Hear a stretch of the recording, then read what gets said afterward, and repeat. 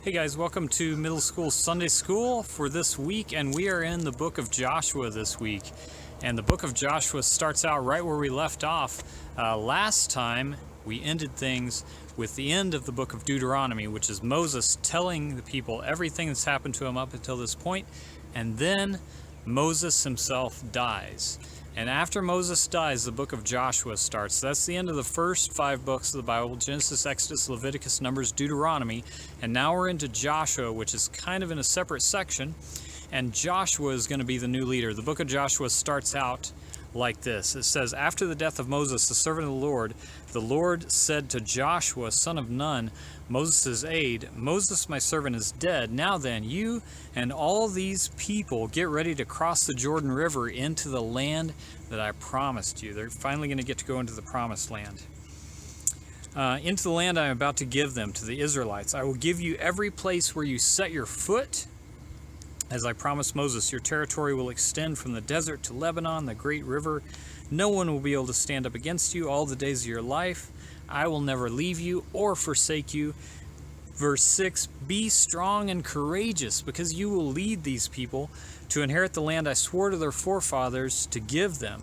Be strong and very courageous." Verse 7, "Be careful to obey the law my servant Moses gave you. Do not turn from it to the right or to the left, that you may be successful wherever you go. Do not let this book of the law depart from your mouth.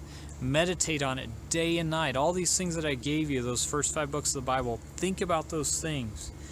"Be careful to do everything written in it. Then you will be prosperous and successful. Have I not commanded you?" Verse 9, "Be strong and courageous. Do not be terrified. Do not be discouraged. For the Lord your God will be with you wherever you go." And then Joshua goes to the people and he says, "Hey people, this is what God says. It's time for us to head into the promised land." And the people say back to Joshua, "Hey, we're going to follow you. We're going to do whatever you want us to do. Only, hey, Joshua, one thing, be strong and courageous." So he's already heard it from God several times. Then the people say it to him again. Well, this book of Joshua is a really interesting book. It's an exciting book. It's got a lot of stuff going on in it, because this is the point where they finally get to go in and take the promised land that was promised to them. They get to go in and capture these cities and take over the land that God has given them finally. After all this time of wandering in the desert, they're going to be able to go in and take possession of what God gave them. So, Joshua is the guy who's going to lead them in there. And you may be thinking, who's this Joshua guy? Who is this? Where did he come from? Well, Joshua actually has been there the whole time. Joshua was Moses' servant, Moses' aide, the Bible says. And Joshua was that guy who was always there, taking notes, listening, doing what Moses needed to be done. He would just help Moses out. And he learned from Moses by doing those things, by following along. And he never tried to be a leader. He just did what was needed. And now, all of a sudden, he's in charge. After waiting all this time, just humbly serving Moses.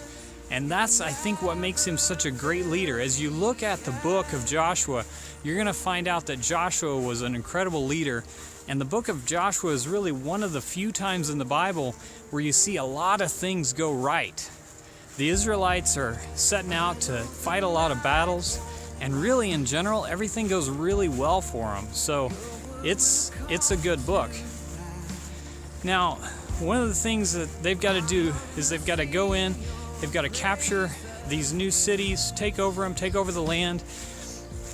And one of those cities that you may remember them capturing is a city called Jericho. And how did they have to capture Jericho? Well, you'll remember it involves something kind of weird. God said, "Hey, I don't want you to just go in and set up catapults or lay siege to it or something like that. I just want you to walk around the walls." And that's what I'm doing here. I'm walking around this wall. On the other side of this wall right here is kind of the promised land. I kind of wish these walls would fall down, because right in there's this water park that's closed for the summer. Kind of wish I could get in there. It'd be cool if I could just walk around this over and over again and those walls would fall down. But hey, God says to Joshua, "Hey, I don't want you guys to think that you're the ones that won this victory. You need to realize that I'm the one that did it through my power and my strength. So I don't want you to attack it with swords right away. I just want you to walk around it. And then the next day I want you to walk around it again. And again and again and again. And then on the last day, I want you to walk around it 7 times. And then you're going to attack by blowing trumpets. And when you do that, the walls of Jericho are going to fall down. It's just such a cool story because it happens exactly the way that God says it would. The walls fall down, they go in, they take over the city of Jericho, and it's just amazing to see how God's power, obviously not their power, God's power causes the walls to fall down. And they don't happen right away. It doesn't happen the first day when they walk around it. It doesn't happen the second day or the third day or the fourth day or even the 5th day or the 6th day. They have to follow through and do everything that God asked them to do and be very patient. And I'm sure that they were so tired of walking around this wall and waiting for something to happen. And I'm sure it was really hard for them to trust God that He was going to bring about a deliverance. But He did. He caused the walls to fall down. What kind of walls are you waiting to fall down in your life? I know it's hard to trust God sometimes. I know it's hard to wait. I know it's hard to be patient.